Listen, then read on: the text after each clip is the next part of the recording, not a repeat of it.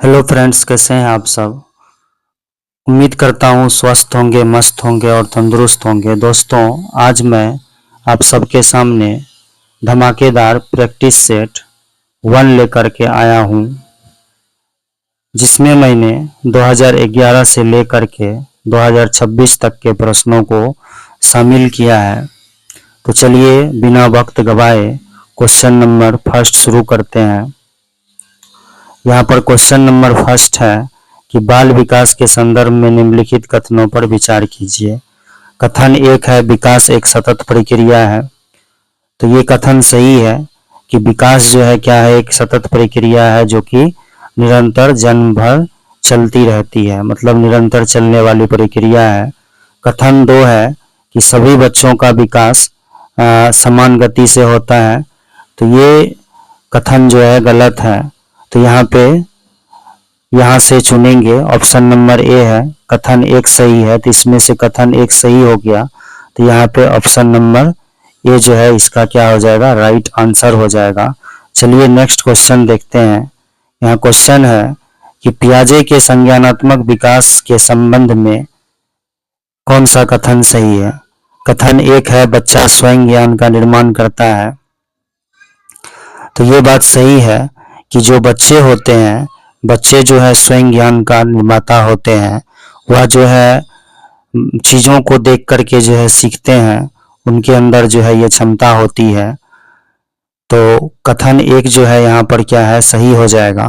कथन 2 है, बच्चा केवल शिक्षक से प्राप्त जानकारी को याद करता है। तो ये बात गलत है कि बच्चा केवल शिक्षक से प्राप्त जानकारी को ही याद करता है, ऐसा नहीं है। बच्चे जो है अपने वातावरण में सभी मौजूद सभी चीज़ों को देख करके भी सीखता है।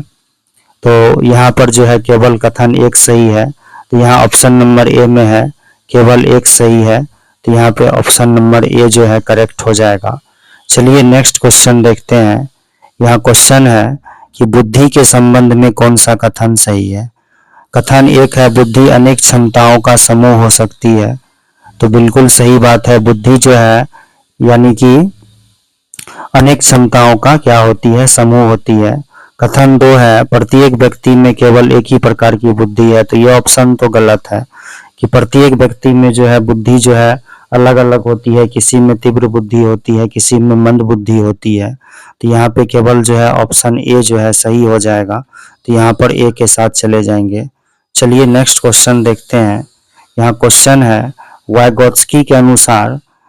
वाइगोत्स्की के सिद्धांत के अनुसार कथन 1 है, सामाजिक अंतःक्रिया सीखने में महत्वपूर्ण है।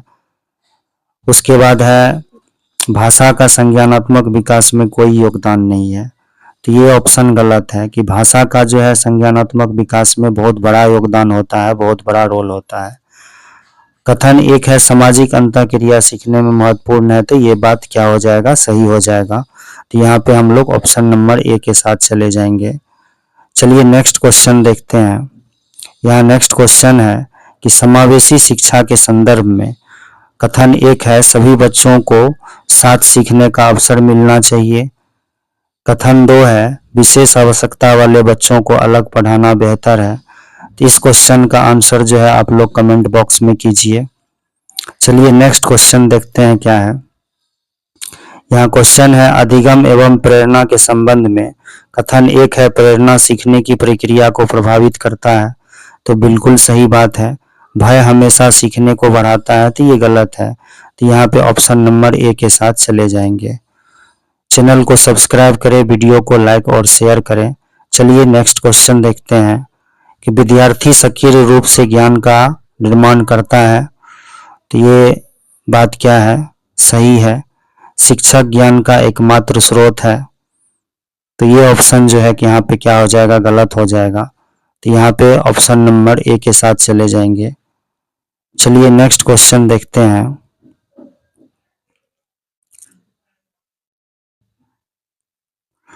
यहाँ क्वेश्चन है, कोहलबर्ग के नैतिक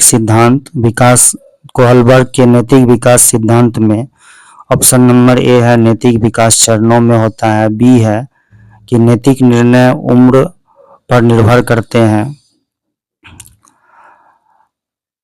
तो यहाँ पे जो है नैतिक विकास चरणों में होता है, तो ये जो है ये कथन सही है और दूसरा कथन जो है गलत है। तो यहाँ पे ऑप्शन नंबर ए जो है करेक्ट हो जाएगा। तो हम लोग ऑप्शन नंबर ए के साथ चले जाएंगे। चलिए नेक्स्ट क्वेश्चन देखते हैं। यहाँ क्वेश्चन है मूल्यांकन के संदर्भ में। कथन एक है मूल्यांकन सीखने में सुधार का साधन है, तो सही है। कथन दो है मूल्यांकन केवल अंतिम परीक्षा में होना चाहिए, तो बिल्कुल गलत बात है। तो यहाँ पे ऑप्शन नंबर ए के साथ चले जाएंगे। चलिए नेक्स्ट क्वेश्चन देखते हैं। वीडियो को अंत तक देखें क्योंकि आगे जो है काफ़ी इंपॉर्टेंट क्वेश्चंस मिलने वाले हैं आपको। यहाँ कथन है प्रत्येक बच्चा अलग तरीके से सीखता है, तो बिल्कुल सही बात है। कथन दो है सभी बच्चों को एक समान तरीके से पढ़ाना चाहिए, तो नहीं, क्योंकि सभी बच्चे एक समान नहीं होते। सभी बच्चों का जो IQ लेवल होता है वो अलग अलग होता है। तो यहाँ पे ऑप्शन नंबर ए जो है करेक्ट हो जाएगा। चलिए नेक्स्ट क्वेश्चन देखते हैं। यहाँ क्वेश्चन है कि अधिगम प्रक्रिया के संबंध में निम्नलिखित कथनों पर विचार कीजिए। कथन एक है सीखना अनुभवों द्वारा प्रभावित होता है, सीखना केवल याद करने की प्रक्रिया है, तो ये गलत है। तो यहाँ पे कथन एक सही है, तो इसलिए ऑप्शन नंबर ए के साथ चले जाएंगे। चलिए नेक्स्ट क्वेश्चन देखते हैं। यहाँ पर क्वेश्चन है बच्चों की त्रुटियों के संबंध में। बच्चों की गलतियां सीखने की प्रक्रिया का हिस्सा होती है, तो बिल्कुल सही बात है। शिक्षक को गलत उत्तर देने वाले बच्चों को दंड देना चाहिए, नहीं देना चाहिए, क्योंकि दंड देने से जो है बच्चे केवल नहीं सीखते, उन्हें समझा कर सिखाया जाता है। तो यहाँ पे ऑप्शन नंबर ए जो है करेक्ट हो जाएगा। चलिए नेक्स्ट क्वेश्चन देखते हैं। यहाँ क्वेश्चन है बाल केंद्रित शिक्षा के संबंध में शिक्षण में बच्चे की रुचि और आवश्यकता को महत्व दिया जाता है, तो सही है। कथन दो है सभी बच्चों के लिए एक ही शिक्षण विधि सबसे प्रभावी होती है, तो ये गलत है, क्योंकि सभी बच्चों के लिए जो है अलग अलग विधि जो है अपनाई जा सकती है। एक विधि अपना करके बच्चों को नहीं सिखाया जाता। तो यहाँ पे ऑप्शन नंबर ए जो है करेक्ट हो जाएगा। चलिए नेक्स्ट क्वेश्चन देखते हैं। यहाँ क्वेश्चन है अधिगम के संदर्भ में कि विद्यार्थी सक्रिय रूप से ज्ञान का निर्माण करते हैं, तो बिल्कुल सही बात है।